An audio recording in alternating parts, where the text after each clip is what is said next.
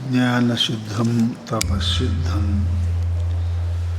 ಸರ್ವಸಿದ್ಧಂ ಶಿವಪ್ರದಂ ಸ್ವಯಂ ಸಿದ್ಧಮಹಂ ವಂದೇ ಸಿದ್ಧಾರೂಢ ಯತೀಶ್ವರಂ. ಗುರುದೇವರ ಚರಣಗಳಲ್ಲಿ ಅನಂತ ಪ್ರಣಾಮಗಳನ್ನು ಸಮರ್ಪಿಸಿ ಸಮಸ್ತ ಗುರು ಪರಂಪರೆಗೆ ವಂದಿಸಿ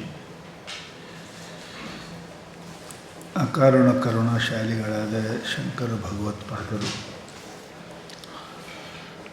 ಆತ್ಮಜ್ಞಾನಕ್ಕೆ ಅತ್ಯಂತ ಅನುಕೂಲವಾದ ವಿವೇಕ ಚೂಡಾಮಣಿ ಗ್ರಂಥವನ್ನು ನಿರೂಪಣೆ ಮಾಡಿದ್ದಾರೆ. ಆತ್ಮಾನಾತ್ಮ ವಿವೇಕಕ್ಕೆ ಅತ್ಯಂತ ಪ್ರಾಮುಖ್ಯವಾಗಿರ್ತಕ್ಕಂಥ ಶ್ರೇಷ್ಠವಾದ ಗ್ರಂಥವನ್ನು ನಿರ್ಮಾಣ ಮಾಡಿದ್ದಾರೆ. ಚೂಡಾಮಣಿ ಅಂದರೆ ಶಿರಸ್ಸಿನಲ್ಲಿ ಧಾರಣ ಮಾಡತಕ್ಕಂಥ ಒಂದು ಪದಾರ್ಥ. ಅದರಂತೆ ಇದು ಸಾಧಕನಾಗಿರ್ತಕ್ಕಂಥ ವ್ಯಕ್ತಿ ತನ್ನ ಮಸ್ತಿಷ್ಕದಲ್ಲಿ ಇದನ್ನು ಧಾರಣ ಮಾಡಬೇಕು ಅಂತ ಬರೆದಿದ್ದಾರೆ. ಬಹಳ ಸುಂದರವಾಗಿರತಕ್ಕಂಥ ಮಾತನ್ನು ಭಗವತ್ಪಾದರು ನಿನ್ನೆ ಹೇಳಿದರು. ಅಯಂ ಸ್ವಭಾವ ಸ್ವತಃ ಏವ ಯತ್ಪರಃ. ಅರ್ಥಾತ್ ಮಹಾನುಭಾವರ ಸ್ವಭಾವನೆ ಇನ್ನೊಬ್ಬರ ಕಲ್ಯಾಣ ಮಾಡಲಿಕ್ಕಾಗಿ ಇರ್ತದೆ. ವದನಂ ಪ್ರಸಾದ ಸದನಂ ಸದಯಂ ಹೃದಯಂ ಸುಧಾಮುಚೋ ವಾಚಃ ಕರಣಂ ಪರೋಪಕರಣಂ ಏಷಂಕೆ ನತೆ ವಂದ್ಯ. ಶಾಸ್ತ್ರದಲ್ಲಿ ಹೇಳ್ತಾರೆ, ಅವ್ರು ಹೆಂಗಾರ ವದನಂ ಪ್ರಸಾದ ಸದನಂ, ಅವರ ಮುಖಕಮಲ ಕರುಣೆಯ ಒಂದು ಮನೆಯೇ ಅದ ಅಂತಾರೆ ಅವರು. ಸದನಂ ಅಂದರೆ ವಾಸಸ್ಥಾನ. ಅವರ ಪ್ರಸಾದ ಅದೇನಪ್ಪ ಅಂದ್ರೆ ಅವರಲ್ಲಿ ಕರುಣೆ, ಅದು ಅವರಲ್ಲಿ ನೆಲೆ ಮಾಡಿಕೊಂಡದೆ. ಹೃದಯ ಸುಧಾ ಮುಚೋ ವಾಚಃ. ಕರುಣಾ ಹೃದಯ ಇದ್ದರೆ ಹೇಳೋರು ಸಿಗೋದು ಕಠಿಣ. ಹೇಳೋರು ಸಿಕ್ಕರೆ ನಮ್ಮ ತಿಳಿಯಂಗೆ ಹೇಳೋರು ಸಿಗೋದು ಕಠಿಣ. ಸುಧಾ ಮುಚೋ ವಾಚ. ಅಮೃತ ಎಷ್ಟು ಕುಡಿದ್ರೂ ಕೂಡ ತೃಪ್ತಿ ಇಲ್ಲವೋ ಅದರಂತೆ ಸದ್ಗುರುಗಳ ಮಾತುಗಳು ಅವು ಎಷ್ಟು ಕೇಳಿದರೂ ಕೂಡ ತೃಪ್ತಿ ಇರುವುದಿಲ್ಲ ಅಂತ. ಕರಣಂ ಪರೋಪಕರಣಂ. ಅವರ ಜೀವ ಅಂತಃಕರಣ ಬಹಿಃಕರಣ ಏನೇ ಇರಲಿ ಅವು ಇನ್ನೊಬ್ಬರಿಗೆ ಉಪಕಾರ ಮಾಡುವಲ್ಲೇ ಇರ್ತಾವೆ. ಅವರು ಹಸ್ತದಿಂದ ಆಶೀರ್ವಾದ, ಚರಣ ಸೇವೆಯಿಂದ ಆಶೀರ್ವಾದ, ನೇತ್ರದಿಂದ ಕೃಪಾದೃಷ್ಟಿ, ಇವೆಲ್ಲವುಗಳನ್ನು ಮಹಾತ್ಮರು ಏನಪ್ಪ ಮಾಡ್ತಾ ಇರ್ತಾರೆ. ಅಂಥವರು ಯಾರಿಂದ ನಮಸ್ಕಾರ ಮಾಡಲಿಕ್ಕೆ ಯೋಗ್ಯ ಇಲ್ಲ. ಅಂದರೆ ಎಲ್ಲರೂ ನಮಸ್ಕಾರ ಮಾಡ್ತಾರೆ, ಅವರಿಂದ ಲಾಭನೇ ಅದ ಅಂತಾರೆ. ಅಂತಹ ಸುಧಾ ಮುಚೋ ವಾಚಃ, ಇದರ ಬಗ್ಗೆ ಭಗವತ್ಪಾದರು ಬಹಳ ಸುಂದರವಾಗಿ ಈ ಶ್ಲೋಕದಲ್ಲಿ ಬರೆದ. ಎಲ್ಲರ ವಾಣಿಗಳು ಹೊರಗೆ ಹೊಮ್ಮುತ್ತವಷ್ಟೇ, ಹೊಮ್ಮುವುದಿಲ್ಲ ಅಂತ ಅಲ್ಲ. ಪರಂತು ಅಮೃತ ಧಾರೆಯೊಳಗಿಂದ ಹೊರಗೆ ಬಂತು ಅಂದರೆ ಎಲ್ಲ ಕಿರಣಗಳು ಏನಾಗ್ತಾವಂದ್ರೆ ಅವು ಅಮೃತ ಸ್ವರೂಪ ಆಗ್ತಾವೆ. ಗಾಳಿ ಬೀಸ್ತದೆ ಖರೆ, ಬಿಸಿಲಾಗ ಬೀಸಬಾರದು, ಬಿಸಿ ಗಾಳಿ ಬರ್ತದೆ. ಅದೇ ಮಳೆಯಾಗ ಗಾಳಿ ಬೀಸ್ತು ಅಂದ್ರೆ ಅದೇ ಗಾಳಿನೇ ತಂಪಾಗ್ತದೆ. ಯಾಕೆ? ಅದರ ಶೀತಲತೆಯನ್ನು ತಗೊಂಡು ಅದು ಬರುತ್ತದೆ. ಹಾಗೆ ಸದ್ಗುರುಗಳ ಮುಖದಿಂದ ಹೊರಹೊಮ್ಮ ಮಾತುಗಳು ಹೇಗದವ ಅಂದ್ರೆ ಬರೀತಾರೆ, ಬ್ರಹ್ಮಾನಂದ ರಸಾನುಭೂತಿ ಕಲಿತೈ ಪೂತೈ ಸುಶೀತೈ ಹಿತೈಹಿ ಎಂದು ಯುಷ್ಮದ್ವಾಕ್ಯ. ಹೇ ಗುರುನಾಥ, ನಿಮ್ಮ ಮಾತುಗಳು ಹೆಂಗದವ ಅಂತ ಕೇಳಿದರೆ ಬ್ರಹ್ಮಾನಂದ ರಸಾನುಭೂತಿಯಿಂದ ಕೂಡಿಕೊಂಡ. ತಾವು ಮಾತಾಡ್ತೀರಿ ಕರುಣಾ ವರುಣಾಲೆ ಹೃದಯದಿಂದ ಮಾತಾಡ್ತೀರಿ. ಆ ಪ್ರತಿಯೊಂದು ಶಬ್ದದಲ್ಲಿ ಹೇಗೆ ಎದ್ದು ತೆಗೆದ್ರೆ ಹಾಲಿನಾಗ ನೀರಾಗ ಪಾಕ್ನಾಗ ಎದ್ದು ತೆಗೆದ್ರೆ ಹೆಂಗೆ ಸಂಪೂರ್ಣ ಆಕ್ಕದಲ್ಲ, ಹಂಗೆ ನಿಮ್ಮ ಮಾತುಗಳು ಬ್ರಹ್ಮಾನಂದ ರಸಾನುಭೂತಿ ಕಲಿತಹಿ ಕೂಡಿಕೊಂಡು ಹೆಂಗದ್ರೆ ಸುಶೀತಹಿ ಆನಂದ ಕೊಡ್ತಕ್ಕಂಥದ್ದು. ಮತ್ತೆ ಹೆಂಗದ ಪೂತೈಹಿ ಪವಿತ್ರವಾದ ಮಾತುಗಳು.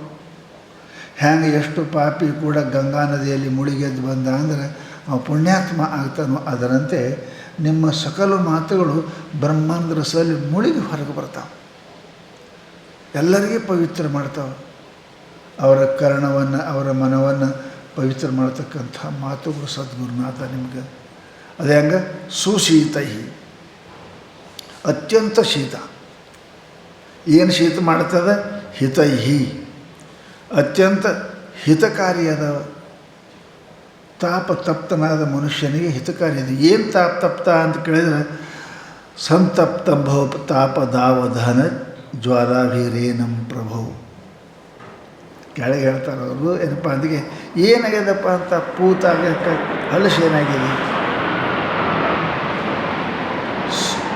ವಸ್ತ್ರ ಹೊಲಸಾದ್ರನ್ನ ಸ್ವಚ್ಛ ಮಾಡ್ತಾರೆ, ಮೈ ಹೊಲಸಾರ ಸ್ವಚ್ಛ ಮಾಡ್ತಾರೆ. ನಿನಗೆ ಅಂಥದ್ದು ಪೂತ ಏನಾಗಿದೆ? ಅನಂತ ಜನ್ಮದ ಪಾಪ ಕರ್ಮಗಳಿಂದ ನಾನು ಅಪವಿತ್ರ ಇದ್ದೀನಿ, ನನಗೆ ಪೂತ ಮಾಡಿರಿ. ಮೈ ಹೊಲಸಾದವ ಹಾಲಿನಿಂದ ತೊಳ್ಕೊಂಡು ಸ್ವಚ್ಛ ಹಂಗಿಲ್ಲ, ನೀರೇ. ಹಾಗೆ ನಿಮ್ಮ ಕರುಣಾ ಜಲದಲ್ಲಿ, ನಿಮ್ಮ ಪ್ರೀತಿ ಜಲದಲ್ಲಿ ನಾನು ಏನಪ್ಪ ಅಂತ ಕೇಳಿದರೆ ಸ್ವಚ್ಛ ಮಾಡಿರಿ ನನಗೆ. ಎರಡನೇದು ಏನು ಅಂತ ಕೇಳಿ, ನಾನು ಬಹಳ ತಪ್ತ ಇದ್ದೀನಿ, ಭವತಾಪ ತಪ್ತ. ನಾನು ಎಲ್ಲ ತಾಪಗಳಲ್ಲಿ ಭವತಾಪದ ಜನ್ಮ ಮರಣ. ಶಾಸ್ತ್ರದಲ್ಲಿ ಹೇಳ್ತಾರೆ ತಾಪ ಮೂರು ಅದಾವ: ಆದಿ ಭೌತಿಕ, ಆದಿ ದೈವಿಕ, ಆಧ್ಯಾತ್ಮಿಕ. ಇವೆಲ್ಲ ಒಂದು ತಾಪ ಎಲ್ಲ ಅನಂತ ತಾಪಗಳಿಂದ ತಪ್ತನಾಗಿರ್ತಕ್ಕಂಥ ನನ್ನನ್ನೇ ಸುಶೀತೈಹಿ ಒಳ್ಳೆ ಶೀತಲವಾಗಿರ್ತಕ್ಕಂಥ, ಆಮೇಲೆ ಹಿತೈಹಿ ಹಿತಕಾರಿ ಮಾತುಗಳನ್ನು, ಸತ್ಯವನ್ನೇ ಹೇಳಿ ಕಠೋರವಾಗಿ ಹೇಳಬಾರ್ದು. ಅದಕ್ಕೇ ಮಾತು ಏನಪ್ಪ ಅಂತ ಕೇಳಿದರೆ ಅಷ್ಟು ಕೋಮಲವಾಗಿ ಇರಬೇಕು.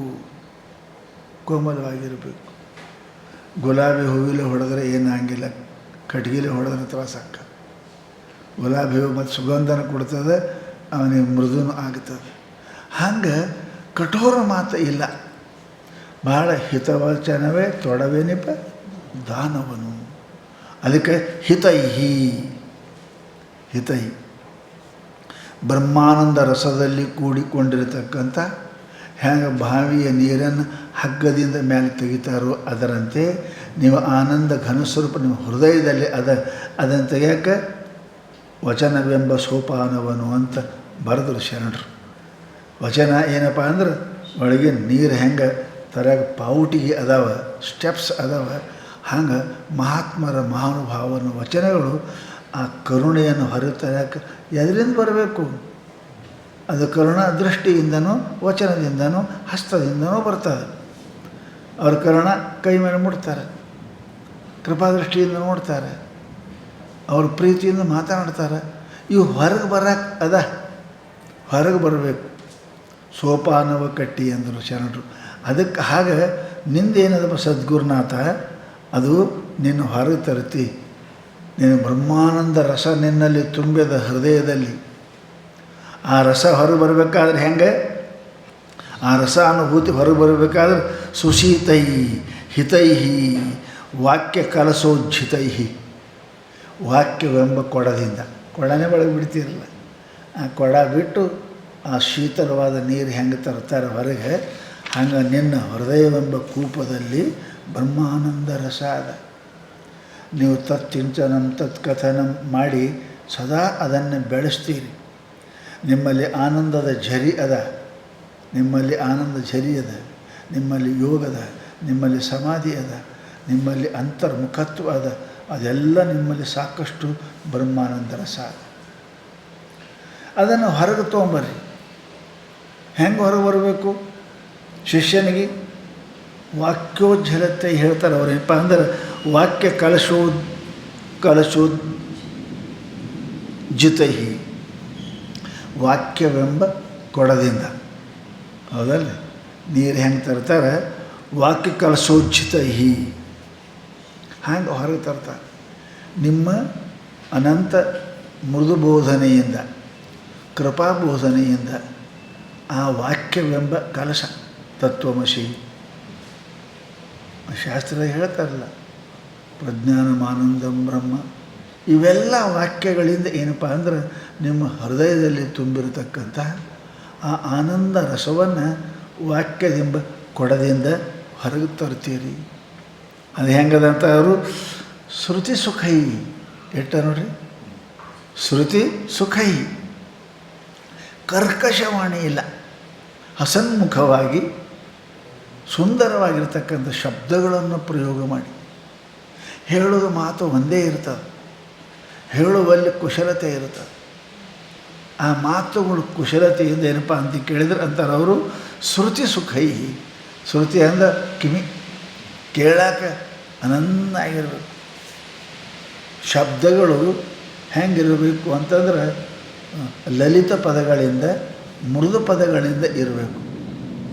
ಅದನ್ನು ಹೆಜ್ಜೆ ಇಟ್ಟರೆ ಅದನ್ನು ಭೂಮಿ ಸತ್ಯಕ್ಕೆ ಧಕ್ಕಿ ಹತ್ತಬಾರ್ದು. ಅದಕ್ಕೆ ಮರಾಠಿಯಾಗಿ ಹೇಳ್ತಾರೆ ಅವರು, ಮೀನ ಇಡೀ ನೀರಾಗೆ ತಿರುಗಾಡ್ತದೆ, ನೀರಿಗೇನು ಮಾಡೋಂಗಿಲ್ಲ. ಅದು ಅಷ್ಟು ಅದ್ರ ಗುರುತನೂ ಹತ್ತಂಗಿಲ್ಲ. ಹೆಂಗೆ ನೋಡ್ತದೆ ನೀರಿಗೆ ಗೊತ್ತಾಗಿಲ್ಲ. ಆ ರೀತಿಯಾಗಿ ಏನಪ್ಪ ಅಂತ ಕೇಳಿದ್ರೆ ಸದ್ಗುರುನಾಥ ಏನಪ್ಪ ಅಂದ್ರೆ ಉಪದೇಶವನ್ನು ಮಾಡ್ತಾನೆ. ಅದಕ್ಕೆ ಶ್ರುತಿ ಸುಖೈ, ಕೇಳಲಿಕ್ಕೆ ಏನಪ್ಪ ಅಂದ್ರೆ ಆನಂದವಾಗಿರತಕ್ಕಂಥ ಶಬ್ದಗಳು, ಮಾತುಗಳು, ಶಬ್ದ ಪ್ರಯೋಗಗಳು ಹೆಂಗಿರಬೇಕು ಅಂದ್ರೆ ಹಸನ್ಮುಖಿಯಾಗಿ ಕೇಳ್ತಿರಬೇಕು.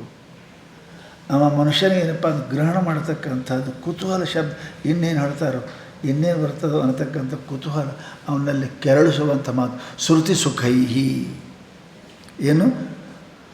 ವಾಕ್ಯಾಮೃತೈ. ಹೇ ಗುರುನಾಥ, ನಿನ್ನ ವಾಕ್ಯದಿಂದ ಬ್ರಹ್ಮಾನಂದ ರಸ ಅದ, ಹೊರಗೆ ತರಬೇಕು. ಬಾವ್ಯಾಗ ನೀರದವ, ಹೊರಗೆ ಬರಬೇಕಾದ್ರೆ ಕೊಡ ಹಗ್ಗಬೇಕು. ಹಾಗೆ ನಿನ್ನ ವಾಕ್ಯವೆಂಬ ಕಲಶದಿಂದ ಹೊರಗೆ ಬಂದು ಏನು ಮಾಡಬೇಕು? ಅವು ಕೇಳತಕ್ಕಂಥವರಿಗೆ ಶ್ರುತಿ ಸುಖೈ, ಆನಂದ. ಅವ ತಪ್ಪಾಗೇನೆ ಬ್ಯಾಸ್ಯಾಗ ಬಂದವ್ರಿಗೆ ತಣ್ಣ ಮೇಲೆ ಒಂದು ಕೊಡ ನೀರು ಸುರಿದ್ರೆ ಹೆಂಗೆ ಖುಷಿ ಹಾಕದ, ಕುಡಿಯೋಕ್ಕೂ ಕೊಟ್ಟ ಮೇಲೆ ಮೈ ಮೇಲೆ ಹಾಕಿದ್ರೆ ಹೆಂಗೆ ಆನಂದ ಆಗುತ್ತದೆ. ಹಾಗೆ ಸದ್ಗುರುನಾಥ, ನಾನು ಭವತಾಪ ತಪ್ತನಾಗಿದ್ದೀನಿ. ನನಗೆ ಎರಡಕ್ಕೂ ನನಗೆ ಆನಂದ ಆಗತಕ್ಕಂಥ ಏನು ಮಾಡು? ವಾಕ್ಯಾಮೃತೈ ಶೇಚಯ. ಶೇಚ ಅಂದರೆ ಸಿಂಪಡಿಸು. ನನ್ನ ಮೇಲೆ ಚೆಲ್ಲು. ಹೆಂಗೆ ತುಂತುರು ಹನಿ ಬಂತಂದ್ರೆ ಮನುಷ್ಯ ಭಾಳ ಜೋರು ಮಳೆ ಬಂತಂದು ಬಿಟ್ಟು ಓಡೋಗ್ತಾನೆ. ಸಣ್ಣಕ್ಕೆ ಹನಿ ಬೀಳಕತ್ತಂದ್ರೆ ಬಿಸಿಲಾಗ ಅಲ್ಲೇ ನಿಂದಿರ್ತಾನೆ. ಒಂದಿಟ್ಟು ಮೈ ತೊಯ್ಬೇಕು, ಒಂದೆರಡು ಹನಿ ಮಾರಿ ಬೀಳಬೇಕು. ಭಾಳ ಆನಂದ ಆಗ್ತದಲ್ಲ. ಸುರುವುದ್ರೆ ಆನಂದ ಆಗಿಲ್ಲ, ಹೌದಲ್ಲ? ಅದಕ್ಕೆ ಏನಪ್ಪ ಅಂದ್ರೆ ದೊಡ್ಡ ಕಾರ್ಯಕ್ರಮದಾಗ ಒಳಗೆ ಹೋಗೋ ಟೈಮಕ್ಕೆ ಮತ್ತು ಅವ ನೀರೇ ಸುರುವುದ್ರೆ ಹೋಗೋರ ಮೇಲೆ ಸುರುವ್ರು ಏನು ಹಾಕೋಣ, ಅವ್ನು ಒಳಗೆ ಹೋಗಿಲ್ಲ, ಮನೆಗೆ ಹೋಗ್ಕಾನ, ತೋರಿಸ್ಕೊಂಡು ಮನೆಗೆ ಅಲ್ಲೇ ಹೆಂಗೆ ಹೋಗ್ಕಂಡ್ರಿ. ಎಷ್ಟು ಚಂದ ಶಬ್ದ ಹೇಳ್ಯಾರ ನೋಡ್ರಿ. ಶೀಚೆ ವಜ್ಜೆ ಆಗಬಾರ್ದು. ಹಂಗೆ ಇಟ್ಟು ಬಿಡ್ಬೇಕು. ನಿಮ್ಮ ಮಾತುಗಳು ಹೆಂಗೆ ಭಾಳ ನಮ್ಮ ತಿಳಿದಾರ್ದಂಗೆ ಹೇಳ್ಬೇಡ. ಇಟ್ಟು ತಿಳಿಯಂಗೆ ಒಮ್ಮೆ ಹೇಳಿಬಿಟ್ಟು ಬ್ರಹ್ಮಜ್ಞಾನ ಅಂದ್ರೆ ನೀರು ಸುರಿದಂಗೆ ಮೇಲೆ. ನೀರು ಸುರಿತು ಅಂದರೆ ಮೈ ಮೇಲೆ ನಿಂದ್ರಂಗನೇ ಇಲ್ಲ, ತಾಂಡವಿಲ್ಲ, ಮತ್ತು ಥಂಡೆತ್ತದ. ಶೇಚನ ಅಂದರೆ ಹೇಳ್ತಾರೆ ವಾಕ್ಯಾಮೃತೈ, ಆನಂದದ ರಸ ತುಂಬಿದ ವಾಕ್ಯಗಳಿಂದ ನನ್ನ ಮೇಲೇನು ಸಿಂಪಡಿಸು. ಇಟ್ಟು ನಾವು ಓಡಿ ಹೋಗಿರಬಾರ್ದು, ಸಾಕು ಅಂದಿರಬಾರ್ದು. ನಮಗೇನು ತಿಳಿಯಂಗಿಲ್ಲಪ್ಪ, ನಡಿ ಊರ ಕಡೆ ಅನ್ನೋದು, ಹೌದಲ್ಲ? ಹ್ಯಾಂಗೂ ಅನ್ನಬಾರ್ದು, ಹೌದಲ್ಲ? ಅದಕ್ಕೆ ಶಬ್ದ ಮಹಾತ್ಮರದು ಬಹಳ ದೊಡ್ಡ ಅರ್ಥ ಇರ್ತದೆ. ಅದಕ್ಕೆ ಶೇಚಯ ಯಾಕೆ ನಾನು ಭವತಾಪ ತಪ್ತ ಆಗೀನಿ, ಜನ್ಮ ಮರಣದಿಂದ ಮಾನಾಪಮಾನಗಳಿಂದ ಸುಖ ದುಃಖಗಳಿಂದ ನಾನು ತಪ್ತನಾಗಿದ್ದೀನಿ. ಅದಕ್ಕೆ ಏನು ಮಾಡುವ ಅಂದ್ರೆ ಸೇಚೆ ಅದರಿಂದ ನಿಮ್ಮ ವಾಕ್ಯವೆಂಬ ಕಲಶದಿಂದ ಬ್ರಹ್ಮಾನಂದ ರಸ ಏನು ತೊಗೊಂಬಂದಿರಿ ಹೃದಯದ ಅದು ನಮ್ಮ ಮೇಲೆ ಹೇಳಿ. ಅಂದ್ರೆ ಅರ್ಥ ಏನು? ಹೃದಯಪೂರ್ವಕ ಅಂದಂಗೆ. ಅರ್ಥ ಏನು? ಮನಸ. ಯಾಕೆ ಆನಂದ ಅಲ್ಲಿಂದ ಬರ್ಬೇಕಲ್ರಿ. ನೀವು ನಮ್ಮ ಮೇಲೆ ಮನಸ ಹೃದಯಪೂರ್ವಕವಾಗಿರಪ್ಪ ಅಂದ್ರೆ ನಮ್ಮನ್ನ ಮೇಲೆ ವಾಕ್ಯ ಅಮೃತವನ್ನು ಹಾಕ್ರಿ. ಯಾಕೆ? ಭವತಾಪ ದಾವಧನ ಸಂತಪ್ತಂ. ನನಗೇನಾಗಿದೆ? ಭವತಾಪ ಜನ್ಮ ಮರಣ ಆಧ್ಯಾತ್ಮಿಕ ತಾಪಗಳಿಂದ ಆಗ್ಯದ ನನಗೆ. ಅದರ ಶಬ್ದ ಏನು ಬರ್ದಾರ ರೀ? ತಪ್ತ ಅಂತ ಬರ್ದಾರ. ತಪ್ತ ಅಂದ್ರೇನು? ಪೂರಾ ಬೆಂದದ್ದಕ್ಕೆ, ಅರ್ಧ ಬೆಂದದ್ದಕ್ಕೆ ಅನ್ನಂಗಿಲ್ಲ ತಪ್ತ ಅಂತ. ಪೂರ ಹೆಂಗೆ ಕಬ್ಬಣ ಬೆಂಕಿಯಾಗಿ ಒಗೆದ್ರೆ ಅದು ಹೆಂಗಾಗಿದೆ? ಅದು ಬೆಂಕಿನ ತಪ್ತಾಗ್ಯದ. ಎಲ್ಲ ಕಡೆ ಪೂರ ಬೆಂಕಿನೇ ಅದು. ಅದಕ್ಕೆ ತಾಪ ಬೇರೆ, ತಾಪಿನ ದೂರ ಇರ್ತಾ ಇವ ಇರ್ತಾನೆ. ತಪ್ಪಂದ್ರೇನು? ಅದರಾಗೆ ಅದಾನವ ಬೆಂಕಿಯಾಗೆ. ಕಬ್ಬಣದಾಗೆ ಬೆಂಕಿ. ನನಗೆ ಹಿಂಗಾಗ್ಯದ ಆಧ್ಯಾತ್ಮಿಕ ಆದಿ ಭೌತಿಕ ನನಗೆ ತಪ್ತಾಗೆ ಊರ್ವೆ. ಅದು ಬಿಟ್ಟು ನನಗೆ ಇರೋಕ್ಕೆ ಬರೋಂಗಿಲ್ಲ. ಅದು ಇಲ್ಲೇ ನನಗೆ ಗತಿನೇ ಇಲ್ಲ. ಸದಾ ದುಃಖದವ. ಜನ್ಮ ದುಃಖಂ, ಜರ ದುಃಖಂ, ಜಯ ದುಃಖಂ, ಪುನಃ ಪುನಃ. ಹಸಿದ ತೃಷಗಳ ಬಾಧೆ ನೋಡಿ ಹೆಂಗದ. ದಶಗೆರಿಸುವ ಅರಿಕುಳದ ಬಾಧೆ, ಘನವೇನಗೆ ಶಂಕರ. ಅದಕ್ಕೆ ಹೇಳಿದ್ರು ಹಂಗೆ ನಾ ತಪ್ತಾಗಿದ್ದೆ. ತಪ್ಪಂದ್ರೇನು? ತಾಪ ಅಂದ್ರೆ ಸ್ವಲ್ಪ ಇರ್ತದೆ. ತಪ್ಪಂದ್ರೇನು? ಅದೇ ಬೆಂಕಿ ಅಂದರೆ ಕಬ್ಬಣ ಅಂದರೆ ಬೆಂಕಿ. ಆಗ ನಾನೇನಪ್ಪ ತಪ್ತಂ ಭವತಾಪದಿಂದ ಅಪ್ಪ ಅದು ಹಾಗೆ ಅಲ್ಲ, ಹಾಗೆ ಉರಿಕತ್ತೆ. ಅದು ದಾವ ದಹನ ಹಾಗೆ ಉರಿಯಕತ್ತೆ. ಒಂದು ಸಹ ಪುರುಷೊತ್ತಿಲ್ಲ. ಒಂದಾದ ಕೂಡಲೇ ಒಂದು, ಹಸಿವಾದ ಕೂಡ ತೃಷೆ ಆದ ಕೂಡಲೇ ಹಸಿವು, ಒಂದಕ್ಕೊಂದು ಹಿಂಗೆ ಒಂದ್ರ ಬೆನ್ನಿಂದ ಒಂದು. ಹಾಗೆ ಏನಪ್ಪ ಅಂತ ಕೇಳಿದರೆ ನನಗೆ ಒಂದು ವಸ್ತುವಿಗೆ 10 ನಾಯಿ ಬೆನ್ನು ಹತ್ತದಕ್ಕೆ ಹೆಂಗೆ ಹಾಕದ ಆ ಪರಿಸ್ಥಿತಿ ನನಗಾಗ್ಯದ ಗುರುವೇ. ತಪ್ತ ದಹನಂ ಹೆಂಗೆ ಏನಂ ಜ್ವಾಲಾಭಿಹಿ ಹಂಗೆ ಉರ್ಯಾಕತ್ತದ. ಜ್ವಾಲ ಅಂದ್ರೇನು ರೀ? ಬೆಂಕಿ ಅದ ಮತ್ತು ಉರ್ಯಾಕತ್ತದ. ಕಟ್ಟಿಗೆ ಉರ್ಯಾಕತ್ತೇವ, ಬೆಂಕಿ ಉರ್ಯಾಕತ್ತೇವ ಅಂತಿರಲ್ಲ. ಆಗ ಇದು ಕ್ಷಣನೂ ಕೂಡ ವಿಶ್ರಾಮ ಮಾಡಿ ಗುರುವಲ್ಲ ನನಗೆ. ಅದಕ್ಕೆ ಪ್ರಭೋ ಏನು ಮಾಡು? ತೇ ಭವದೀಕ್ಷಣ ಗತೆ ಪಾತ್ರೀಕೃತ ಸ್ವೀಕೃತ ತೇ ಧನ್ಯ. ತೇ ಇಂಥವರು ನಿನ್ನ ಹಂತ್ಯಕ್ಕೆ ಬಂದರು ಅಂದ್ರೆ ಅವರಿಗೆ ಸ್ವೀಕೃತ ಪಾತ್ರೀಕೃತ ಸ್ವೀಕಾರ ಮಾಡ್ತಾರೆ. ಖರೆ ಮಾಡ್ಕೊಂಡೇ ಮಾಡ್ತಾರೆ. ಸ್ವೀಕಾರ ಮಾಡಿ ಏನು ಮಾಡ್ತಾರೆ? ಅರೆ ಪಾತ್ರ ಮಾಡೋಕೆ ಅವನಿಗೆ ಎದಕ್ಕೆ? ಮುಕ್ತಿಗೆ ಜ್ಞಾನಕ್ಕೆ ಪಾತ್ರ ಮಾಡಬೇಕಲ್ಲ. ಬರೀ ಸ್ವೀಕಾರ ಮಾಡೋದು ಅದೇನಲ್ಲ. ಅದಕ್ಕೆ ಸ್ವೀಕೃತ ಇದು ದೊಡ್ಡ ಪುಣ್ಯ ನನಗೆ. ಎಂಥ ಸದ್ಗುರುನಾಥ. ಇಂಥ ಜನ್ಮ ಮರಣ ಸಂಸಾರ ತಾಪದಲ್ಲಿ ತಪ್ತನಾಗಿರ್ತಕ್ಕಂಥ ಆಧ್ಯಾತ್ಮಿಕ ಆದಿ ಏನಪ್ಪ ಅಂದ್ರೆ ತಾಪತ್ರಯಗಳಿಂದ ಕೂಡಿಕೊಂಡಿರ್ತಕ್ಕಂಥ ಒಂದು ಸವನ ಒಂದು ಕ್ಷಣನೂ ಕೂಡ ಕ್ಷಣಮ ತಿಷ್ಟಂತಿ ಮಮ ಮನಃ, ಒಂದು ಕ್ಷಣನೂ ನನಗೆ ಸಮಾಧಾನ ಇಲ್ಲ. ಅಂತಹ ಏನಪ್ಪ ಅಂದ್ರೆ ತಪ್ತನಾಕಿ ನನಗೆ ಬಾರಪ್ಪ ಅಂತ ನಾನು ಸ್ವೀಕಾರ ಮಾಡಿದೆಲ್ಲ ಗುರುನಾಥ. ಎಂಥ ಭಾಗ್ಯ ನಂದು, ಎಂಥ ಭಾಗ್ಯ ದರಿದ್ರನಾದ ಏನೋ ಇಲ್ಲ ಹೆಣ್ಮಕ್ಳಿಗೆ ಮಾಡಿಕೊಂಡ್ರೆ ಎಂಥ ಭಾಗ್ಯ ಅಂತೀರಿ. ನಿಮ್ಮ ವಾರದವ್ರು ಹಾಗೆ ಮಾಡಿಕೊಂಡ್ರು. ಮಲ್ಲಪ್ಪ ಆ ಹುಡುಗಿ ಏಲಕ್ಕಿ ತೊಳಿತಿತ್ತು ಹಾವೇರಿಯಾಗ. ಏಲಕ್ಕಿ ಕೂಲಿ ಮಾಡಿ ಹುಡುಗಿ ಇವರು ಏಲಕ್ಕಿ ಖರೀದಿ ಮಾಡೋಕ್ಕೆ ಹೋಗಿದ್ದರು. ಚಂದ ಕಾಣ್ತು. ಏನು ಸ್ವೀಕೃತ. ಮತ್ತು ಆಕೆ ಶ್ರೀಮಂತಿಗೆ ಪಾತ್ರೀಕೃತ ಮಾಡೋದು. ಆಕೆ ಹೆಂಗೆ ನೋಡ್ರಿ. ಒಬ್ಬ ರಾಜ ಒಬ್ಬರಿಗೆ ದತ್ತಗೆ ತೊಗೊಂಡ್ರೆ ಸ್ವೀಕಾರ ಮಾಡಿದ್ರೆ ಏನು ರೀ? ಅವ ಪಾತ್ರ ಆಗ್ತಾನೆ ಮನುಷ್ಯನಿಗೆ. ಅವ್ರು ಪ್ರಯ ಮಾಡ ಹಂಗೆ ಸದ್ಗುರುನಾಥ ಇಂತಹ ಅಧಮನಾಗಿರ್ತಕ್ಕಂಥ ಗುಣಹೀನ ನನಗೆ ಸೇವಾಸತೆಗೆ ನಿಂದು ಮಾಡಿಲ್ಲ, ನಾ ಏನು ಕೊಟ್ಟಿಲ್ಲ ನಿನಗೆ ಗುರುನಾಥ, ನನಗೆ ಸ್ವೀಕಾರ ಮಾಡಿದಿಲ್ಲ. ನಂದು ಎಂಥ ಭಾಗ್ಯ ಇರಬೇಕು, ಎಂಥ ಭಾಗ್ಯ ಇರಬೇಕು. ದರಿದ್ರನಿಗೆ ಸ್ವೀಕಾರ ಮಾಡ್ದ. ಯಾರು? ಶ್ರೀಮಂತ. ದತ್ತಕ್ಕೆ ಹೋದಾನೆ. ದತ್ತಕ್ಕೆ ಏನು ಮಾಡಿರ್ತಾವೆ? ಯಾರ್ದೋ ಎಲ್ಲೋ ಹುಟ್ಟಿದ ಬಜಾರ್ದಾಗ ಬಿದ್ದಿರ್ತಾರೆ ನೋಡಲಿ, ವೈದ್ಯಕಿಂದ ಹಾಸ್ಪಿಟಲ್ ತೋತ ಸ್ವೀಕೃತ. ಎಷ್ಟು ದಯ ಗುರುನಾಥ ನಿಂದು. ನಾನು ಏನೂ ಮಾಡಿಲ್ಲ, ನಿನ್ನ ಸೇವಾ ಮಾಡಿಲ್ಲ, ನಾನು ಕೊಟ್ಟಿಲ್ಲ, ಏನೂ ತೊಗೊಂಡಿಲ್ಲ. ಪರಂತು ನನ್ನಂಥ ಜನ್ಮ ಮರಣ ತಾಪತ್ರಯದಲ್ಲಿ ಬೆಂದಿರತಕ್ಕಂಥ ನನ್ನ ಅವಿವೇಕಿ ಅಜ್ಞಾನಿಗೆ ಸ್ವೀಕೃತ. ನೀವು ನನಗೆ ಬಾರಪ್ಪ ಅಂತ ಕರೆದ್ರಿ. ಕೇಳ. ಅಷ್ಟೇ ಅಲ್ಲ, ನನಗೆ ಬ್ರಹ್ಮ ಆಗಲಿಕ್ಕೆ ಪಾತ್ರತೆ ಮಾಡಿದ್ರಿ, ನನಗೆ ಸಾಧನ ಹೇಳಿದ್ರಿ, ನನಗೆ ಕಲಿಸಿದ್ರಿ, ನನ್ನ ಯೋಗ ಮಾಡೋಕೆ ಹಚ್ಚಿದ್ರಿ, ಧ್ಯಾನ ಧರ್ಮ ಎಲ್ಲ ಹೇಳಿದ್ರಿ. ನನಗೆ ಆ ಪರಮಾತ್ಮನ ಪ್ರೀತಿಗೆ ಪಾತ್ರನೂ ಮಾಡಿದ್ರಲ್ಲ ಗುರುನಾಥ. ನಂದು ಎಂಥ ಭಾಗ್ಯ ಅಂತ ನಾವು ಅದಕ್ಕೆ ಅಂತಾರೆ ಸ್ವೀಕೃತ ಪಾರ್ಥೀಕೃತ. ಹೆಂಗೆ? ಭವದೀಕ್ಷಣ ಗತೇ. ಸೋಮ ನಿಮ್ಮ ದೃಷ್ಟಿ ಬಿದ್ದರೆ, ದೃಷ್ಟಿ ಕೃಪಾ, ದೃಷ್ಟಿ ಅಂದರೆ ಕೃಪಾ. ಬಸ್ ನಿಮ್ಮ ಕೃಪಾ ನನಗೆ ಸ್ವೀಕಾರ ಮಾಡ್ತು.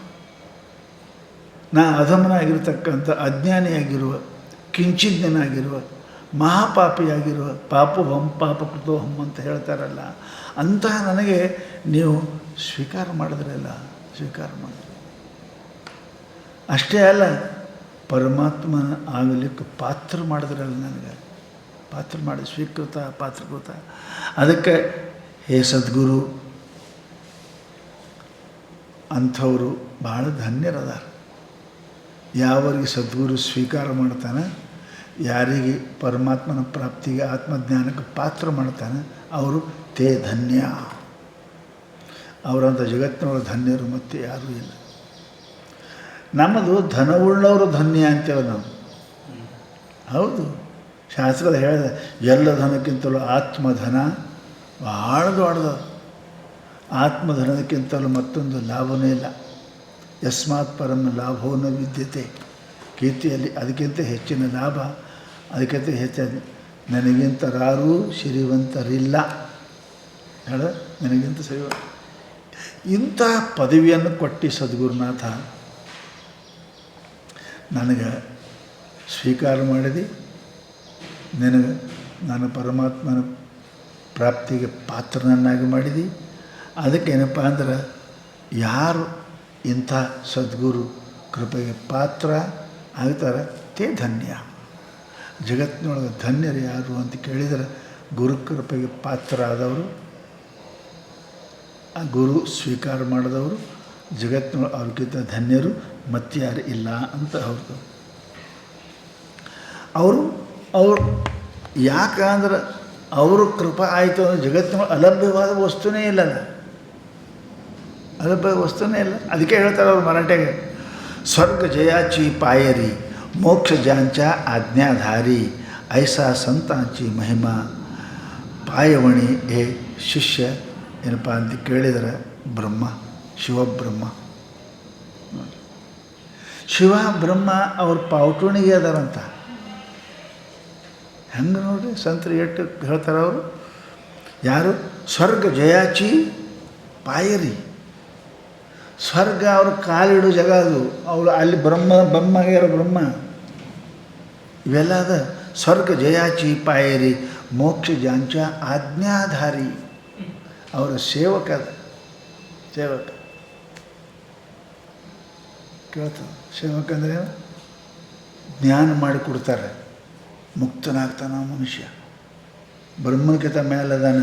ಅದಕ್ಕೆ ಅಂತಾರೆ ಅವರು ಸ್ವರ್ಗ ಜಯಾಚಿ ಪಾಯರಿ ಮೋಕ್ಷ ಜಾಂಚ ಆಜ್ಞಾಧಾರಿ ಐಸ ಸಂತಾಂಚಿ ಮಹಿಮಾ ಪಾಯವಣಿ ಹೇ ಶಿವಬ್ರಹ್ಮ. ನೋಡ್ರಿ, ಪಾಯವಣಿ ಅಂದ್ರೆ ಪಾದರಕ್ಷ. ಶಿವ ಬ್ರಹ್ಮ ಎರಡು ಪಾದರಕ್ಷ ಅದಾವು, ಅವ್ರು ಹಾಕೊಳ್ಳೋದು. ಅವ್ರ ಮೇಲಿನವದಾನಂತ ಅರ್ಥ. ಶಿವನಕ್ಕಿಂತಲೂ ಬ್ರಹ್ಮನಕ್ಕಿಂತಲೂ ಮ್ಯಾಲದನೋ ಪರಮಾತ್ಮ. ಸದ್ಗುರುನಾಥ. ಅದಕ್ಕೆ ಗುರು ಬ್ರಹ್ಮ, ಗುರು ವಿಷ್ಣು, ಗುರುದೇವೋ ಮಹೇಶ್ವರ ಅಂತ ನಾವು ಅಂತೀವಿ. ಅದಕ್ಕೆ ತಮ್ಮ ನೀನು ಅವರನ್ನು ಏನು ಮಾಡು, ಪೃಥ್ವಿ ತಳಿ ದೇವತಾ ಸಾಧು, ಸಾಧು ಧೀನಾಂಚೇ ಸಖ್ಯೆ ಬಂಧು, ಸಾಧು ರೂಪೇ ಮೀ ಪರಮಾನಂದು, ಜಾಣ ಪ್ರಸಿದ್ಧ ಪರಮಾತ್ಮ. ಏನಪ್ಪ ಏಕನಾಥ ಭಾಗವತ ಹೇಳ್ತಾರೆ, ಉದ್ಧವ ಏನು ಪೃಥ್ವಿ ತಳಿ ದೇವತಾ ಸಾಧು, ಭೂಮಿಯೊಳಗೆ ದೇವರ ಅಂದರೆ ಯಾರು? ಸಂತರು. ಕಲ್ಲಮಣ್ಣ ಗುಡಿಯಲ್ಲೂ ಸಂತರು ಸಾಕ್ಷಾತ್ ಪರಮಾತ್ಮ ಅದಾರ. ಅವರು ಜಗತ್ತಿನೊಳಗೆ ಬಂಧು ಅದಾರ. ಅದಕ್ಕೆ ಬಂಧು ಅಂತ ಹಿಂದೆ ಹೇಳ್ಯಾರ. ಸಾಧು ದೀನಾಂಚೆ ಸಖೇ ಬಂಧು, ಸಾಧು ರೂಪಿ ಮೀ ಪರಮಾನಂದು. ನಾನೇ ಸ್ವತಃ ಸಂತ ರೂಪದಲ್ಲಿ ಗುರು ರೂಪದಲ್ಲಿ ಬರ್ತೀನಪ್ಪ. ಅದಕ್ಕೆ ಅವರು ಕೃಪಾ ಆಯಿತು ಅಂದ್ರೆ ಅಲಭ್ಯ ವಸ್ತು ಜಗತ್ತಿನೊಳಗೆ ಯಾವುದು ಕೂಡ ಇಲ್ಲ. ಅಂಥ ಸದ್ಗುರು ಅಂತ ಹೇಳಿದ್ರು. ಏನಪ್ಪ ಅಂತ ಕೇಳಿದರೆ, ಸಂತಪ್ತಂ ಭವತಾಪದಾವಧಾನಂ ಜ್ವಾಲಾಭಿ. ಏನಪ್ಪ ಅಂತಂದ್ರೆ ತಾಪತ್ರಯಾದಿಗಳ ಈ ಜ್ವಾಲೆಯಿಂದ, ಹೇ ಪ್ರಭು, ಏನು ಯಾರು ನಿಮ್ಮ ಕೃಪೆಯಿಂದ ಬಳಗ್ತಾರೆ, ಯಾರಿಗೆ ನೀ ಯಾಕಪ್ಪ ಅಂತ ಕೇಳ್ತಿ, ಯಾರಿಗೆ ಯಾಕೆ ಬಂದು ಕಂದ ಶಿಷ್ಯ ಅಂತ ಕೇಳ್ತಿ, ತೇ ಧನ್ಯ. ಯಾಕೆ ಸ್ವೀಕೃತ, ನೀನು ಸ್ವೀಕಾರ ಮಾಡಿದಿ, ಅಸ್ವೀಕಾರ ಮಾಡಿದಿ. ಮತ್ತು ಪಾತ್ರೀಕೃತ, ಅಲಭ್ಯರು ಎಂತೆಂಥವ್ರಿಗೆ ಪಾತ್ರ ಮಾಡ್ಯಾರಿ, ಏನೂ ಇಲ್ದವ್ರಿಗೆ ನೋಡಿ. ಎಷ್ಟೋ ಮನುಷ್ಯ ಏನೋ ಹರಿವು ಹಳ್ಳಕ್ಕೆ ಅಡ್ಡು ಬಿದ್ದಂತ ಅವನ ಮೇಲೆ ಕೃಪಾ ಮಾಡೋದು. ಹೆಂಗದ ನೋಡಿ. ಪಾತ್ರೀಕೃತ, ನೀ ಸ್ವೀಕಾರ ಮಾಡಿದೆ ಅಂದ್ರೆ ಬ್ರಹ್ಮಜ್ಞಾನಕ್ಕೆ ಪರಮಾತ್ಮ ಪ್ರಾಪ್ತಿಗೆ ಪಾತ್ರ ಮಾಡ್ತೇನೆ. ಅದಕ್ಕೆ ಸ್ವೀಕೃತ ಪಾರ್ಥೀಕೃತ. ಅದಕ್ಕೆ ಭವದೀಕ್ಷಣಿ ಗತೆ, ಯಾರ ನಿಮ್ಮ ದೃಷ್ಟಿಗೆ ಬೀಳ್ತಾರೆ, ಗತೆ ಅಂದರೆ ಬೀಳು, ಯಾರು ನಿಮ್ಮ ದೃಷ್ಟಿಗೆ ಬೀಳ್ತಾರೆ ಅವರು ತೇ ಧನ್ಯ, ಅವರ ಜೀವನದಲ್ಲಿ ಧನ್ಯ ಆಗ್ತಾರೆ. ಅದಕ್ಕೆ ಇವತ್ತು ನಾನು ಧನ್ಯ ಆದೆ. ನೀವು ಯಾರಂತ ಕೇಳಿದ್ರಲ್ಲ, ಆಯ್ತು ಸಾಕು. ಕೇಳಿದ್ರಿಂದ ಗೊತ್ತಾಗ್ತದೆ. ಕೇಳ್ಯಾರಂದ್ರೆ ಏನಾರು ಮಾಡ್ತಾರೆ, ಕೊಂಡ್ರ ಅಂತಾರೆ, ಹೋಗೋರ ಏನಾರ ಅಂತಾರೆ, ಕೇಳ್ತಾರೆ. ನೀ ಯಾರಪ್ಪ ಅಂತ ಕೇಳಿದೆ ಅಂದ್ರೆ ಅವರು, ನಾ ಇವತ್ತು ಪ್ರಶ್ನೆ ಮಾಡಿ ನನ್ನ ಜನ್ಮ ಸಾರ್ಥಕ ಆಯಿತು ಗುರುವೇ, ನಾ ಧನ್ಯ ಆದೆ ಅಂತ.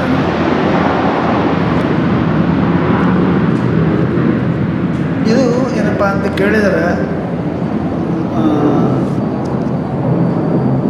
ಶಾಸ್ತ್ರದೊಳಗೆ ಶಿಷ್ಯನ ಬಗ್ಗೆ ಏನಪ್ಪ ಅಂತ ಕೇಳಿದ್ರೆ ಭಾಳ ಗ್ರಂಥದಲ್ಲಿ ಭಾಳ ಬರೆದಾರೆ, ಸದ್ಯ ಹೇಳೋದು ಬೇಡ. ಪರಂತು ಪಾತ್ರ ಮಾಡ್ಯಾರ ಅಂದ್ರೆ ಏನು, ಪಾತ್ರ ಯಾರಂದ್ರೆ ಏನು? ಹುಡುಗ ದೊಡ್ಡಕ್ಕೆ ಹೇಳ ಲಗ್ನಕ್ಕೆ ಪಾತ್ರ ಆಗ್ಲಿಕ್ಕೆ, ಇಲ್ಲ ಅಂದ್ರೆ ಪಾತ್ರ ಇಲ್ಲ. ಪೂರ ಎಮ್ಮೆ ಮುಗಿತ, ಎಲ್ಲ ಮುಗಿದಲ್ಲ, ಮುಂದೇನು ಮುಂದೆ ಮುಗಿತಲ್ಲ, ಹೇಗೆ ಅದರಂತೆ ಸದ್ಗುರುಗಳು ಅಂಥ ಶಿಷ್ಯನಿಗೇನಪ್ಪ ಅಂತ ಕೇಳಿದರೆ, ಯಾವಾಗ ನೀ ಸ್ವೀಕಾರ ಮಾಡಿ ಬ್ರಹ್ಮಜ್ಞಾನಕ್ಕೆ ಪಾತ್ರ ಆಗ್ಯಾನಂತ ಅವ್ರಿಗೆ ಗೊತ್ತಾಯಿತು, ಆ ಗುರುಗಳು ಅಂತಾಳೆ, ಯಾಕೆ ಬಂದು ಹೌದಾ? ಕಿರಾಣಿ ಅಂಗಡಿಗೆ ಹೋದ್ರೆ ಯಾಕಪ್ಪ ಏನು ಬೇಕು ಕೇಳ್ತಾರೆ. ಖರೀದಿಯವನೇ ಹೋಗಿರ್ತಾನೆ ಅಲ್ಲಿ, ಖರೀದಿ ಮಾಡೋವನೇ ಹೋಗಿರ್ತಾನೆ ಅಲ್ಲಿ, ಕೇಳ್ತಾರೆ ಏನು ಬೇಕಪ್ಪ ಯಾಕೆ. ಮತ್ತು ಗುರುಗಳ ಹಂತಕ್ಕೆ ಏನದ, ಬ್ರಹ್ಮಾನಂದನೇ ಖರೀದಿ ಅದ ಅಂತ ಮಾಲೆ ಅದೇ ಅದ. ಶ್ರೋತ್ರಿಯಂ ಬ್ರಹ್ಮನಿಷ್ಠಂ. ಅವ್ರ ಹಂತಕ್ಕೆ ಆನಂದ ಶಾಸ್ತ್ರ ಎರಡದ ನೋಡ್ರಿ. ಏನು ಬೇಕು ನಿನಗೆ ಅವ ಹೇಳ್ತಾನೆ, ನೋಡ್ರಿ ನಮಗಿದು ಬೇಕು. ಗುರುಗಳು ಕೇಳಿದ್ರೆ ಹೇಳ್ಬೇಕಲ್ಲ. ಸುಮ್ಮನೆ ಕುಂತ್ರಂದ್ರೆ ಎಷ್ಟೋ ಜನ ಋಷಿಗಳದ್ದು ಹೆಂಗೆ ಕೇಳ್ತೇವೆ ನಾವು, ಎಷ್ಟೋ ವರ್ಷದಾಗ ಮಾತಾಡ್ಸೇ ಇಲ್ಲ. ವರ್ಷ ಅಲ್ಲ ಮಾತಾಡಿಸಿಲ್ಲ. ಬುದ್ಧನ ಕಾಲಕ್ಕೆ ಒಬ್ಬ ಶಿಷ್ಯ ಬಂದಿದ್ದಂತೆ. ಎಲ್ಲರಿಗೂ ಒಂದು ಕೆಲಸ ಹೇಳ್ತೀವಿ, ಏನು ತು ಚಾವಲ್ ಕುಟ್ನೆ ಕಾ ಕಾಮ್ ಕರು, ನೆಲ್ಲ ಕುಟ್ಟು ಕೆಲಸ ಮಾಡ, ಮನೆ ಕೊಟ್ಟು. ಎಷ್ಟೋ ಮಂದಿ ನಮ್ಮಂಥವ್ರು ಶಾಣೆಲೆಲ್ಲ ಹೋಗಿ ನಾವು ಪುಸ್ತಕ ಕೊಟ್ಟೋದು, ತೆರೆದು ಕೇಳೋದು ಎಲ್ಲ ಮಾಡ್ತೀವಿ, ಎಲ್ಲರೂ ಮಾಡ್ತೀವಿ.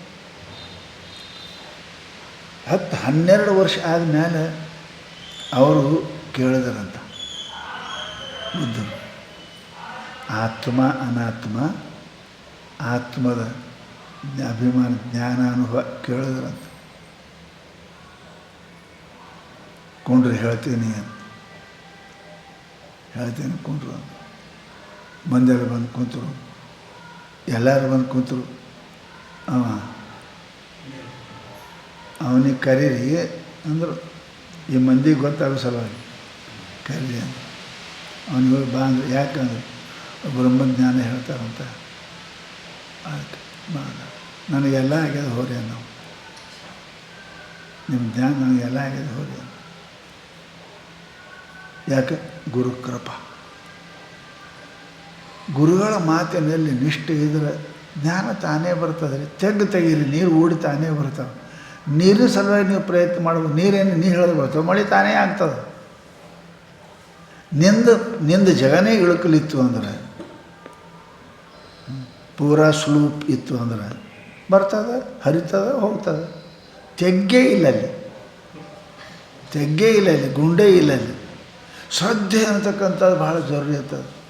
ಅವ ಗುರುಗಳ ಮಾತಿನ ಮೇಲೆ ಅಷ್ಟರ ಮೇಲೆ ಇದ್ದ ಅವನಿಗೆ ಆತ್ಮಜ್ಞಾನ ನೆನಪುತ್ತೆ. ಅದಕ್ಕೆ ಶಾಸ್ತ್ರ ಹೇಳ್ತಾರೆ, ಶಬ್ದ ಸೂಚಕ ಅದ, ಅದೇನು ಮಾಡೋಂಗಿಲ್ಲ. ಅದು ಅದ್ರ ಮೇಲೆ ನಡೆಯೋ ನೀ ಇದ್ದಿ, ಅದಕ್ಕೆ ಅರ್ಥ ಮಾಡ್ಕೊಳ್ಳೋ ನೀ ಇದ್ದಿ, ಅನುಭವ ಮಾಡೋ ನೀ ಇದ್ದಿ. ಶಬ್ದ ಸೂಚಕ ಅದ.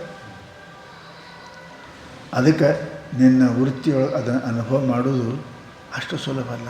ಅದಕ್ಕಂತಾರೆ ಅವರು, ಶಿಷ್ಯನನ್ನು ನೋಡಿ ಅವ ಎಲ್ಲ ಹೇಳಿದ ಕೂಡಲೇ ಗುರುಗಳು ಹೆಂಗೆ ಸುಮ್ಕೊಂಡಿರ್ತಾರೆ ಅದಲ್ಲ, ಭಾಳ ಸೇವೆ ಮಾಡಿದ್ರೆ ಏನು ಕೃಪಾ ಮಾಡ್ತಾರೆ. ಆವಾಗ ಗುರುಗಳು, ಯಾಕಪ್ಪ ಎಷ್ಟು ವರ್ಷ ಆದಮೇಲೆ ಯಾಕಪ್ಪ ಹೆಂಗೆ ಬಂದು ಏನು ಕೆಲಸ? ಭಾಳ ಆಯಿತು ಅವನಿಗೆ ಆನಂದ. ನನ್ನ ಮನಸ್ಸಿನ ಹೇಳೋಕ್ಕಾರ ಟೈಮ್ ಕೊಟ್ಟರಲ್ಲ, ಇದು ದೊಡ್ಡ ಸಮಸ್ಯೆ ಅದು. ಲೋಕಸಭಾ ಇದ್ರ ಸಭಾ ಎಲ್ಲರಿಗೂ ಮಾತಾಡೋ ಟೈಮ್ ಸಿಗಂಗಿಲ್ಲ ಅಲ್ಲಿ. ಹಂಗಿಲ್ಲಿ ಕುಂತಲ್ಲಿ ಒದರಾಡ್ತಾವೆ, ಎದ್ದು ಬರ್ತಾವೆ. ಅಲ್ಲಿ ನೋಡ್ರಿ ಅಲ್ಲ, ಅವ ಸಭಾಪತಿ ಹೇಳಂದಕ್ರೆ ಸಿಗಂಗಿಲ್ಲ, ಟೈಮೇ ಸಿಗಂಗಿಲ್ಲ. ಅಲ್ಲೇನಪ್ಪ 500 ಮಂದಿ ಅದಾರೆ, ಇಬ್ಬರು ಅಲ್ಲಿ ಟೈಮ್ ಸಿಗಂಗಿಲ್ಲ. ಅದಕ್ಕಂತ ಅವನು ಸಭಾಪತಿ ಕೃಪಾ ಆಗ್ಬೇಕು. ಹೇಳ್ರಿ ಏನು ಆವಾಗ ಹೇಳಬೇಕು. ಆವಾಗ ಗುರುಗಳು ಕೇಳಿದ್ರು, ಏನಪ್ಪ 8-10 ವರ್ಷ ಸೇವೆ ಮಾಡಿದೆ, ಪ್ರಾಮಾಣಿಕದಿಂದ ನನ್ನ ನಂಬಿ ಬಂದಿದ್ದಿ, ಏನು ಸಮಾಚಾರ, ಯಾಕೆ ಬಂದು? ಈಗ ಹೇಳ್ತಾನ ಏನು, ಕಥಂ ತರೇಯಂ ಭವಸಿಂಧು ಮೇತಂ ತಾವಾ ಕಾವಾ ಗತಿರ್ಮೇ ಕಥಮೋಸ್ತುಪಾಯ ಜಾನೇನ ಕಿಂಚಿತ್ ಕೃಪಯಾವ ಮಾಂ ಪ್ರಭು ಸಂಸಾರ ದುಃಖ ಕ್ಷತಿಮಾತನುಷ್ಟ. ಹೌದಲ್ಲ, ಹಾಸ್ಪಿಟ್ಲಿಗೆ ಹೋದ್ರೆ ಹೊರಗೆ ಕುಂಡ್ರಬೇಕು ಮೊದಲು, ಸೀದಾ ಒಳಗೆ ಹೋದ್ರೆ ಗೆಟ್ ಔಟ್ ಅಂತಾರೆ. ಡಾಕ್ಟ್ರ್ ಅಂತ ಪಾಳಿ ಹಚ್ಚಿ ಕುಂಡ್ರಬೇಕು. ಎಲ್ಲರೂ ಆದ ಒಳಗೆ ಬಾ ಅಂತಕ್ರೆ ಬರೋದು. ಬಂದ್ಬೇಕಾ ಡಾಕ್ಟ್ರ, ಏನಾಗ್ಯದ, ಯಾಕೆ ಬಂದು ಕೇಳ್ತಾನೆ ಇಲ್ಲ. ಹಂಗೆ ಇವನು 100 ಪಾಳಿ ಹಚ್ಚಾನೀಗ. ಇವನು ಈ ನಂಬರ್ ಬಂದದೀಗ, ಒಳಗೆ ಬಂದಾರ ಕೇಳ್ತಾರೆ, ಗುರು ಏನಪ್ಪ ಹೊಟ್ಟೆ ಕಡಿತದ, ತಲೆ ಮುಯ್ತದ, ಏನಪ್ಪ ಈ ಕೇಳ್ತಾರಲ್ಲ. ಆ ಗುರುಗಳು ಕೇಳಿದ್ರು, ಏನಪ್ಪ ಏನಾಗಿದೆ ನನಗೆ? ಗುರುಗಳು ಏನು ಹೇಳ್ರಿ, ಒಂದಿಲ್ಲ ಜಾಟ್, ಭಯಂಕರ ಜಾಟ್ ಅದಾವ್ರಿ. ಏನು ಹೇಳ್ತಾನೆ, ಕಥಂ ತರೇಯಂ ಭವಸಿಂಧು ಮೇತಂ. ಈ ಜನ್ಮ ಮರಣ ರೂಪವಾಗಿರ್ತಕ್ಕಂಥ ಸಿಂಧು ನದಿ ಅಂದಿಲ್ಲ ನಾವು. ಹಳಿ ದಾಟಬಹುದು, ಸಿಂಧು ಯಾಕೆ ಪಾರ ಇಲ್ಲ ಅದಕ್ಕೆ.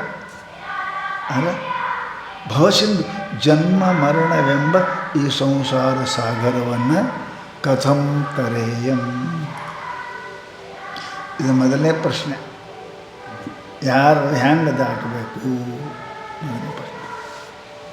ನೀವೇನದು ಹೇಳಂದ್ರಲ್ಲ, ಈ ಕಡೆ ನುಯ್ತದ್ರಿ ಅದ ನುಯ್ತದ್ರಿ ಹೇಳ್ತೇನೆ.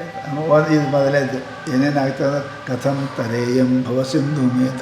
ಒಂದೇದು ಕಾವಾ ಗತಿರ್ಮೇ, ನಂದು ಹಣಿವರ ಏನಾಗ್ತದೆ, ಗತಿ ಏನು, ದುರ್ಗತಿಯೋ ಸದ್ಗತಿಯೋ, ಅಥವಾ ನನಗೆ ಏನು ಸಿಗ್ತದೆ. ಗತಿ ಅಂದ್ರೆ ಲಕ್ಷ್ಯ, ನನ್ನ ಲಕ್ಷ್ಯ ಏನದ, ಏನು ಹುಟ್ಟು ಸಹಿತ ಹಿಂಗೆ ಅದ, ಏನಾರ ಇದಕ್ಕೆ ನಿರ್ಣಯ ಅದ ಇಲ್ಲ, ಗತಿ ಅದೇ ಇಲ್ಲ. ಇತ್ತು ಕಥಮೋ ಉಪಾಯ, ಏನದು ಅವ್ರನ್ನ ಹೆಂಗೆ ಪ್ರಶ್ನೆ ಮಾಡ್ಯಾರ ನೋಡ್ರಿ. ಇದು ಹೆಂಗೆ ದಾಟ್ತೀನಿ, ನನ್ನ ಗತಿ ಏನು, ಆಮೇಲೆ ಇದಕ್ಕೇನು ಉಪಾಯ ಅದ ಇಲ್ಲ. ಅದಕ್ಕೆ ಕಥಮೋಸ್ತು ಉಪಾಯ, ಏನು ಉಪಾಯ ಅದ ಇಲ್ಲ. ಇದ್ರ ಬಗ್ಗೆ ನಾನು ಭಾಳ ಕಡೆ ತಿರುಗಾಡೀನಿ. ಪೂಜೆ ಮಾಡ್ರೋ ಅಂತಕ್ಕೆ ಹೋಗೀನಿ, ಯಜ್ಞ ಮಾಡ್ರೋ ಅಂತಕ್ಕೆ ಎಲ್ಲರ ಕಡೆ ಹೋಗಿ ನನಗೆ ಸಿಕ್ಕಿಲ್ಲ ಉತ್ತರ. ತಿರುಗಾಡಿ ಭಾಳ ತಿರುಗಾಡೀನಿ. ಎಲ್ಲ ಅದಾವಲ್ಲ, ಆ ನ್ಯಾಯ ಶಾಸ್ತ್ರ ಈ ಶಾಸ್ತ್ರ ಎಲ್ಲ ಕಡೆ ತಿರುಗಾಡೀನಿ ರೀ. ನನ್ನ ಜಡ್ಡೇ ಗೊತ್ತಾಗಿಲ್ಲ ಯಾರಿಗೆ. ನಾವೊಂದು ಹೇಳ್ತೀನಿ, ಅವ್ರೊಂದು ಹೇಳ್ತಾರೆ. ನಾ ಕೇಳ್ತೀನಿ ಮುಂದೆ ಅವ್ರು ಹೇಳ್ತಾರೆ. ನಾ ಜನ್ಮ ಮರಣ ಸಂಸಾರದ ಹೆಂಗೆ ಅವ್ರಂತಾರೆ ಸ್ವರ್ಗ ನರಕ ಇವೇ ಹೇಳ್ತಾರೆ. ನನಗೆ ಬೇಕಾಗಿದೆ ಜನ್ಮನೇ ಬೇಡ ಅಂತ ನಾನು ಅಂತೀನಿ, ದುಃಖನೇ ಬೇಡ ಅಂತ ನಾನು ಅಂತೀನಿ. ಯಾರೂ ಸರಿ ಹೇಳಲ್ರು. ಅದಕ್ಕೆ ಜಾನೇನ ಕಿಂಚಿತ್, ಇದ್ರ ಬಗ್ಗೆ ನನಗೆ ಎಳ್ಳಷ್ಟು ಜ್ಞಾನ ಇಲ್ಲ. ನಾನು ಭಾಳ ಕಠಿಣ ಜ್ಞಾನೇನ ಕಿಂಚಿತ್. ಮಾಂ ಪ್ರಭೋ, ಏನಪ್ಪ ಹೇ ಸದ್ಗುರುನಾಥ, ಏನು ಮಾಡು, ಕೃಪೆ ಮಾಡಿ. ಪಾತ್ರೀಕೃತ ಸ್ವೀಕೃತ ಅವು ಹೆಂಗೆ, ಇಲ್ಲಿ ನನ್ನ ಮೇಲೆ ಕೃಪಾ ಮಾಡಿ ಈ ಜನ್ಮ ಮರಣ ಏನಪ್ಪ ಸಂಸಾರ ದುಃಖ ಕ್ಷತಿ ಮಾತನುಷ್ಟು, ಏನಪ್ಪ ಅಂದ್ರೆ ಈ ಸಂಸಾರ ದುಃಖವನ್ನು ಕ್ಷತಿ ನಷ್ಟ ಮಾಡು, ಬಂದ್ ಮಾಡು. ಈ ದುಃಖ ಹುಟ್ಟಿದ ಮೇಲೆ ಎಲ್ಲ ಅದ, ಇದು ಹೊಟ್ಟೆ ಹೋಗ್ಬೇಕು. ಸಮಸ್ತ ದುಃಖಗಳಿಗೆ ಕಾರಣ ಈ ಜನ್ಮ ಮರಣ ಸಂಸಾರದ. ಇದರಿಂದ ನಾ ಹೆಂಗೆ ಹೊರಗೆ ಹೋಗ್ತೀನಿ ಅನ್ನತಕ್ಕಂಥದ್ದೇನಪ್ಪ ಅಂತ ಕೇಳಿದ್ರೆ, ಆ ಎಲ್ಲ ದುಃಖವನ್ನು ನಾನು ಸಮಾಪ್ತಿ ಮಾಡು. ನಿಮ್ಮ ಒಳಗೆ ಬನ್ನಿ. ಯಾಕೆ ಎಲ್ಲರೂ ಒಂದೊಂದೇ ಡಾಕ್ಟ್ರ್ ಅದಾರ. ಯಾವತ್ತೆ ಈಗೆಲ್ಲ ಬಂದಾವ, ಬರೀ ಕಣ್ಣಿಂದ ನೋಡೋ ಡಾಕ್ಟ್ರ್ ಬೇರೆ, ಕಿವಿಯಿಂದ ಬೇರೆ ಅದಾವ. ನೀ ಸರ್ವತೋಮುಖ ಇದ್ದಿ, M D master of medicine ಅದ. ಅದಕ್ಕೆ ನೀ ಏನು ಮಾಡು ಅಂದ್ರೆ, ನನಗೆ ಹೆಂಗಲ್ಲ ಮಾಡಿ ಈ ದುಃಖ ತಾಪತ್ರಯಾದಿಗಳ ದುಃಖ ನನಗೆ ಕ್ಷತಿ ಮನುಷ್ಠ ಅಂದ್ರೆ ಸಂಪೂರ್ಣ ನಾಶ ಮಾಡು. ಹಂಗೆ ನನ್ನ ಮೇಲೆ ಕೃಪಾ ಮಾಡುವಂಥ ಶಿಷ್ಯ ಏನಪ್ಪ ಅಂತ ಕೇಳಿದರೆ, ಗುರುಗಳಿಗೆ ತನ್ನ ದುಃಖವನ್ನು ಹೇಳ್ತಾನೆ. ಅವಾಗ ಗುರುಗಳ ಅವರು ಬಸ್ ಇದ್ರದೇ ಅವರು ಎಮ್ ಡಿ ಇದ್ದರೆ ಏನು ರೀ, ಈ ಜನ್ಮ ಮರಣ ಈ ರೋಗ ಕಳೆಯೋದೇ ಎಮ್ ಡಿ ಅದಾರ ಅವರು, ಮಾಸ್ಟರ್ ಆಫ್ ಮೆಡಿಷನ್ ಡಾಕ್ಟರ್ ಅದಾರ ಅವರು. ಇದೇನು ದೊಡ್ಡ ಮಾತಾ, ಇದೇನು ದೊಡ್ಡ ಮಾತು, ಚುಟುಕಿ ಹೊಡೆದ್ರೆ ಮುಗಿಸ್ತೀನಿ ಅಂದ್ರೆ ಇದೇ ದೊಡ್ಡ ಮಾತಾ. ಈ ರೋಗ ಕಳೆದ ಇದರಾಗೆ ನಮ್ಮ ಸ್ಪೆಷಲಿಟಿ ಅದು. ಯಾಕೆ ಶ್ರೋತ್ರಿಯಂ ಬ್ರಹ್ಮನಿಷ್ಠ ಅದನ್ರಿ, ನಾವು ಸ್ಪೆಷಲ್ ಇದರಾಗೆ ನಾವು ಗುರುಗಳಾಗಿದ್ದೇವೆ. ನೀ ಚಿಂತೆ ಮಾಡಬೇಡ. ಒಂದು ಮಿನಿಟ್ನಾಗ ನೀವು ಹುಟ್ಟೇ ಇಲ್ಲ, ಮುಗಿದೋಯ್ತು, ಸಾವಿರದಲ್ಲಿ ಹೋಯ್ತು, ನೀವು ಹುಟ್ಟೇ ಇಲ್ಲ. ಅದು ಒಂದು ಮಿನಿಟ್ನಾಗ ಜಡ್ಡು ಹೋಗ್ತದೆ, ಚಿಂತೆ ಮಾಡಬೇಡ. ಅದಕ್ಕೆ ಗುರುಗಳು ಹೇಳ್ತಾರೆ, ಇಟ್ಟಂದ್ರೆ ಅರ್ಧ ಜಡ್ಡು ಕಡಿಮೆ ಆಗ್ತದೆ, ಹಿಂಗಂದ್ರೆ ಡಾಕ್ಟ್ರ್ ಹಿಂಗೆ ಹೇಳಿದ್ರೆ ಅರ್ಧ ಜಡ್ಡು ಕಡಿಮೆ ಆಗ್ತದೆ. ಚಿಂತೆ ಬಿಡು, ಅದಕ್ಕೆ ಯಾಕೆ ಮಾಡ್ತೇವೆ, ಏನು ಖರ್ಚಿಲ್ಲ, 10 ಮುಳಿದ್ರಾಗ ಆರಾಮಾಗ್ತಾನೆ. ಹಾಂ, ಆರಾಮಾಗ್ತಾನೆ, ಅಷ್ಟರದಾಗ ಆರಾಮಾಗ್ತಾನೆ. ಎಂಥ ಡಾಕ್ಟರ್ ಇಂಥವ್ರು. ಕೆಲವರು ಡಾಕ್ಟ್ರ್ ಹೋಗಿ ಬೈತಾರೆ, ನೀವೇ ಹುಚ್ಚಿ ಈ ಕಡೆ ತಿಂದಿದ್ದೇನು ಏನು ಮಾಡಿದ್ದೇನು, ಅದಕ್ಕೆ ಹೆಂಗೆ ಜಡ್ಡು ಬಂದ ಅನ್ಬೋದು ಕುಂತರೆ ಮತ್ತಿಟ್ಟು ಜಡ್ಡು ಬರ್ತದೆ. ಏನು ಒಂದು ಮಿನಿಟ. ಅದಕ್ಕೆ ಅಂಥ ಗುರುಗಳು ಹೇಳ್ತಾರೆ ನೋಡು, ಹೇ ವಿದ್ವಾನ್ ಮಾ ಭೈಷ್ಟಿ, ಹೇ ಹುಚ್ಚ, ನೀ ಅಂಜಬೇಡ. ನಮ್ಮಲ್ಲಿ ಇಂಥ ಔಷಧ ರಾಮಬಾಣ. ನಿಮಗೆ ಹೇಳ್ದೆ, ನಿಮಗೇನು ಕುಡಿ ಜರುತ್ತಿಲ್ಲ, ತಿನ್ನೋ ಏನಿಲ್ಲ, ಬರೀ ಕಿವಿಗಿಟ್ಟು ಕೊಡ್ಬೇಕು. ನಮ್ಮ ಔಷಧ ಬಾಯಾಗ ಕೊಡೋಂಗಿಲ್ಲ, ಕಿವಿಯಾಗ ಕೊಡುವ ಔಷಧ. ಹಾಂ, ಯಾಕೆ ಇದೆಲ್ಲ ಬಂದದೇ ಕಿವಿಯಿಂದಾನೆ. ಹೌದಲ್ಲ, ಚೆನ್ನಾಗಿ ಹೇಳಲ್ಲ ನಿಜಗೊಂಡ್ರು, ಅದೇ ಬರ್ತಾರೆ. ಒಮ್ಮೆ ಕೇಳಿ ತಿಳಿದೋಡೆ ಬರ್ದಾರಲ್ಲಿ, ವಚನೋಪದೇಶವನ್ನು ಆಲಿಸಿ ಭಯ ಹಾಕ್ತಾರೆ. ನಾವು ವಚನೋಪದೇಶ ಇಲ್ಲೇ ಹಾಕ್ತಾರೆ. ನಮ್ಮ ಔಷಧ ಹಿಂಗದ, ಭಾಳ ಭಾರಿ ಔಷಧ ಅದ. ನಿಮ್ಗೆ ಹೇಳ್ತೇವೆ, ಒಮ್ಮೆ ತೊಗೊಂಡು ಅಂದ್ರೆ ಈಗಲ್ಲ, ಇನ್ನು ಎಂದೂ ಜಡ್ಡು ನಿನಗೆ ಬರೋಂಗಿಲ್ಲ. ಅಂಥ ಔಷಧ ನಮ್ಮ ಮಂತ್ಯಕ್ಕದ. ನೀ ಚಿಂತೆ ಮಾಡ್ಬಿಡಪ್ಪ, ಚಿಂತೆ ಮೊದಲು ಅವನಿಗೆ ಅಭಯವನ್ನು ಕೊಡ್ತಾರೆ. ಡಾಕ್ಟರ್ ಹೇಳ್ತಾನೆ, ಚಿಂತೆ ಏನು ಮಾಡ್ತಾನೆ, ಏನಿಲ್ಲದೆ ಏನೂ ಮಾಡಲಾರ್ದಂಗೆ ಅದೇನು ಜಡ್ಡು ಕಡಿಮೆ ಮಾಡ್ತೇವೆ ನಾವು. ರೊಕ್ಕನೂ ತೊಗೊಳಂಗಿಲ್ಲ. ಎಷ್ಟು ಖುಷಿ ರೀ, ರೊಕ್ಕ ತೊಗೊಳಂಗಿಲ್ಲ, ತಡ ಮಾಡೋಂಗಿಲ್ಲ, ನಿನ್ನ ರೋಗ ಕಳಿತೀವಿ ಅಂದರೆ ಎಷ್ಟು ಖುಷಿ ಆಗ್ತದಲ್ಲ. ಹಂಗೆ ಶಿಷ್ಯನಿಗೆ ಮೊದಲು ಅಭಯ ವಚನವನ್ನು ಹೇಳ್ತಾರೆ. ಮೊದಲು ಬಂದವರಿಗೆ ಪೇಷಂಟ್ಗೆ ಸಮಾಧಾನ ಮಾಡ್ಬೇಕ್ರಿ. ಮೊದಲು ಬೇಕೋದು ಕುಂತು ಹಂಗೆ ಮಾಡಿದ್ದು, ಹಿಂಗೆ ಮಾಡಿದ್ದು, ಕದ್ದು ಬಂದು ಕಿದ್ದು ಬಂದು, ಬುದ್ಧಿಲ್ಲ ಹಚ್ಕೊಂಗಿಲ್ಲ ತಾ ರೊಕ್ಕ ಹಾಕ್ಕೊಂಡ್ರು.